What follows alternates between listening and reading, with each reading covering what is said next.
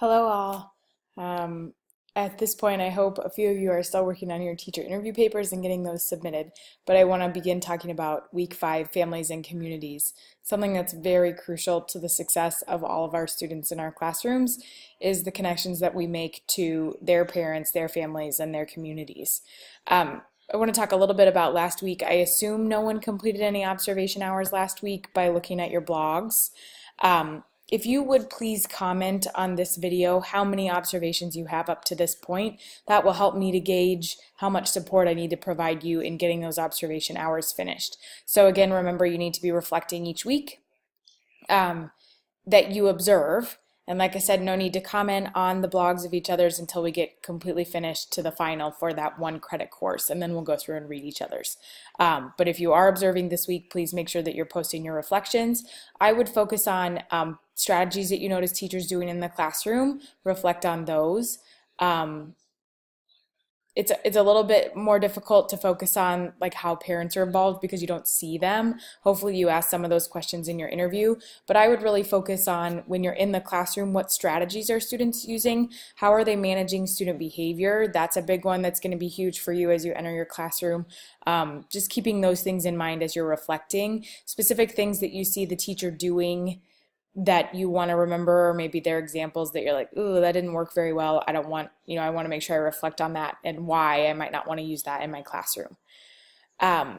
From last week, great comments that you made about the data and also about the school report card. Know that that's out there. This week, you're going to read about how parents and communities should know about teacher effectiveness.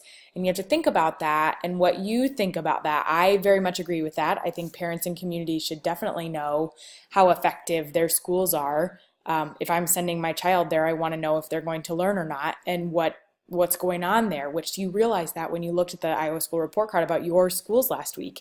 And it's interesting. A couple of things I wanted to bring up about the school report card. Some of you posted about attendance and that you felt it wasn't valid to what you see in your day-to-day life as a student. Those days, that data that's collected from the state, it only included the days that students missed that weren't for other school functions. So it's what the state reports out on and what each one of those measures mean are very specific. So that might help you to think about the attendance a little bit different. Also, the College and Career Ready score is based on the Iowa Assessment Test. It's not a survey of students asking them whether they're college and career ready or looking at data to see how many students actually complete college. It's that 306 score that all of our students need to be at in Iowa to be considered college and career ready. So that CCR score, that college and career ready score, is based on the Iowa assessments and students' trajectory to get to that 306. It's not about programs that are in your school to help you to be college and career ready. So when you look at that data, and for our parents and for our communities as educators and teachers in schools, we have to be really clear as what that data means. Because even when we look at it, we spent hours and hours looking at it as teachers the first time that it came out last year. We were confused, like, what does this mean? What's being calculated here? How is it being calculated? So all of that has to be communicated to parents. Otherwise, they don't know what's actually being reported, and there might be some misinterpretations of what is reported on a school, whether it's needs improvement, acceptable, exceptional, all those ratings that we now use in Iowa. So I wanted to take care of a couple of those. The NAEP data that you looked at, it's really interesting. Data is something that you're going to dig into as a teacher. So if it's not something that you love, I would recommend trying to find a way that you can appreciate it. It is huge to base what you do in the classroom on data. Not necessarily, it doesn't have to be Iowa assessment data because that happens one time a year, but some sort of data in your classroom on a day-to-day basis you're going to be analyzing. And most of the time it's going to be your student work, and you're going to love and appreciate that student work. So that's the data that you'll be analyzing for the most part. But you will dig into data like I asked you to do with the NAEP test. And ask those questions like you did, like, why are girls and boys so different in math and reading, and why is there such a big gap, and how do I help my students that come from poverty to close that achievement gap to the students that are born to parents that graduated from college. So we encounter those things on a day-to-day basis, and it's our job as teachers to make sure that we're leveling that playing field, not pulling our high achievers down, but bringing everybody else up. Okay, I'm going to transition to this week with families and communities. Still keep that Iowa School Report Card in your mind, like I said. As you're reading chapter 5, some of those things should still be filtering through your mind. How are parents in our communities interpreting this information? What else should they know? There's a piece on the Iowa School Report Card that I highly encourage you to go look at, and I might possibly ask you to do it as a part of your discussion this week, is the Parent Involvement Survey. Now, I want to be really clear on what this Parent Involvement Survey is. It was a survey given to teachers about how they felt about parent involvement. So parents had nothing to do with this data. This data comes from teachers within each district responding to a survey about their perceptions of parents in their district. It's really interesting, something that we're going to look at. On page 147 is where I keep referring to whether communities and should know how effective schools are or not. And it says parents and community leaders agree that the quality of schools is measured in great part by the quality of the teachers in the schools. Parents and students know who the effective teachers are. They know. And all parents want their kids in effective teachers' classrooms. And we went through some of that data about how crushing it is for a student to have an ineffective teacher. So it is my passion to help you to understand how crucial your job will be as a teacher and to be effective day in and day out, no matter what. It's huge. Keep that Iowa School Report Card in your mind as you're reading through the beginning of these pages. It talks about the public's view of schools. There's some really cool graphs on those first few pages and what kind of families do our students come from. So on page 151, there's a great pie chart about where are our students coming from, what kind of family dynamics do they have. Lots about culture, that's really important. Make sure you pay attention to that. Some of your schools have a lot of culture. Some of your schools don't have, I mean, not a lot of culture, but a lot of diversity. Some of your schools do, and some of your schools have similar backgrounds of students, and all of your population is the same, or a majority of the same. So that's a little bit different based on where you are. Prayer in school is something that's discussed in this chapter, something to pay attention to. On 159, I encourage you to read the challenging assumptions about ESL students. Some really interesting data when they were put in only English classes and then when they were put in ESL and English classes and what happened with their academic achievements. Really interesting. I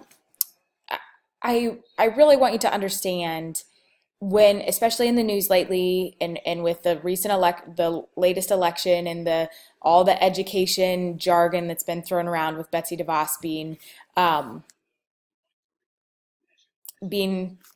quote unquote in charge, for a lack of a better term, not really, at the federal level as far as our education representative.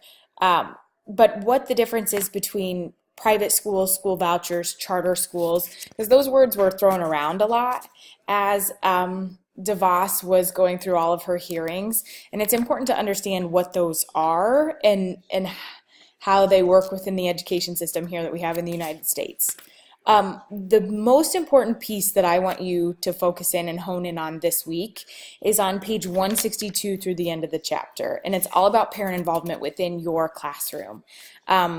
Parents want their best for students, and you want best for their students, so you really do have a lot of connections in that way. Give some great suggestions on how you can interact with parents and how you can gain their support within your classroom and increasing their support within your classroom. A little bit about parent-teacher conferences. Statistic that I find very interesting, and I've added 2 videos that I want you to watch. These 2 videos right here is about parent involvement in homework. Really interesting research coming out in the last few years about homework, both sides. So there's been a lot of research over the last many years being conducted about homework, but it's interesting. 3 in 5 parents admit that their children's homework is a struggle. So these two videos reference teachers and schools that have said no to homework, and then also a reverse side of that and some data. So I want you to be thinking about in your classroom, what will be your homework policy? It's interesting. It's very, very interesting. I shared with you, I think back in week 1 or week 2, the impact of positive notes. That's one strategy I highly encourage you to use. Making that connection with parents early and not waiting for an issue to arise or a concern and then that being your first contact, because that isn't building that positive relationship. So those positive notes are really, really great. Also, the internet has had a big impact on the way that we interact with parents. So classroom teachers have Facebook pages, they have Instagram accounts for their classes, Twitter accounts possibly. You have to know the culture of your students. You have to know the perception of those things, but it has really increased parent involvement because they can see what's happening in your classroom on a day-to-day basis and kind of builds that relationship. Again, a way that you can show your effectiveness is to post pictures of your students doing really amazing things, and it just boosts the positivity within your classroom. So you have to think about that, and then also I encourage you to think about email. Sometimes emails can be perceived incorrectly, so it's interesting the line that you walk as far as emailing parents and which conversations are appropriate for email and which conversations need to happen either face-to-face or on the phone. And you have to have that common sense and that know-how to be an effective teacher and to do those things appropriately. Please make sure that you watch these two videos. Use them in your discussion post this week, in your responses and in your replies, which I'm going to make a change to that. So make sure you pay attention here in just a second. Chapter 5 has a lot of really great information. Families and communities are huge. We work in a public service industry. We work with people. Please don't think as a teacher you're only working with students. You are with their child more than they are, and they want to know that their child is getting the best education possible. So it's a part of the job, and it's a big part. And so thinking ahead about how you're going to communicate with the parents of your students and kind of problem solving some of the issues that might arise and how you're going to communicate those will be really, really important. Okay, so this week I've made a couple of changes to how this is going to work. So I want you to watch the 2 new videos in the resources tab. They're the last 2, the homework ones that I pointed out earlier. Your discussion post this week is due on Thursday. Due on Thursday, this coming Thursday. Okay? Your responses to 2 people are due on Sunday. So the reason that I'm doing this is because it's really hard when all of you post on Sunday afternoon at 4 o'clock to have legitimate comments and be able to read through and really think and learn from each other, which is the purpose. So we're in an online setting. The reason that I'm using the discussions is because I want us to learn from one another. It's really hard to learn from one another when we're cramming all of that in Sunday afternoon and evenings. So your discussion post is due Thursday. Have it done by then.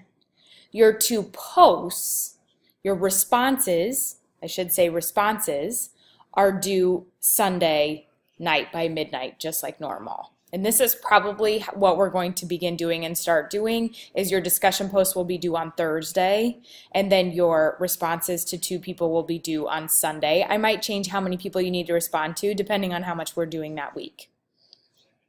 Okay?